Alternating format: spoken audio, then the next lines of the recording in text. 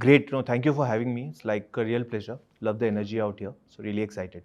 As you rightly said, Campus Sutra started when D2C was not a word, right? And it has been a very, very interesting journey. I don't think D2C, the way we define D2C is an approach, right? It's not a channel.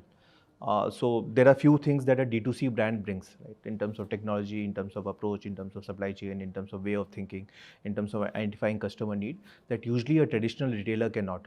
So I think that's what Campus Sutra brings to the table. So while we started online first initially, we made the journey from online to offline. Now we have about 300 outlets where we are present across the country with shoppers, with Central, with Brand Factory, with Trends. We are also the only brand to be present in 22 countries.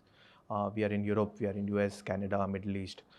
We are very soon going to start in Russia, Australia.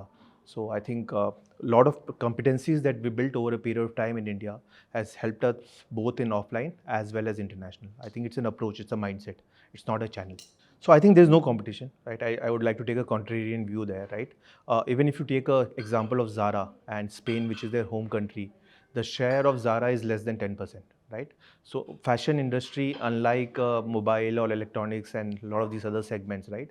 The competition intensity is less. It is about the competition is with yourself. The competition is in terms of how well you are able to understand your customer and fulfill their needs. The competition is not with the other guy who's selling fashion.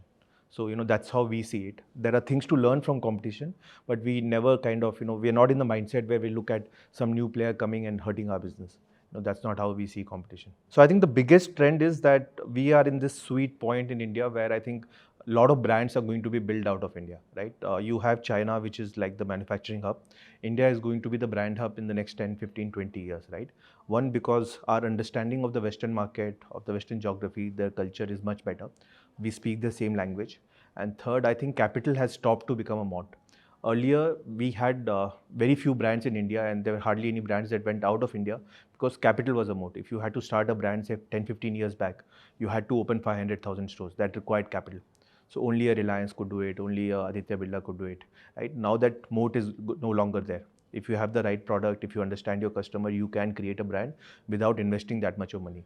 Even internationally, if you had to create a brand earlier, you had to have a store in UK, you had to have a store in Paris.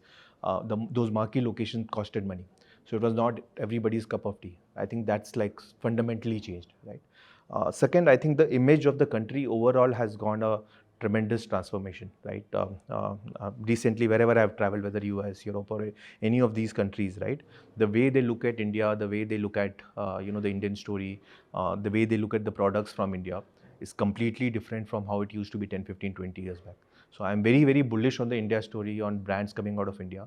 And that's what we are most excited about.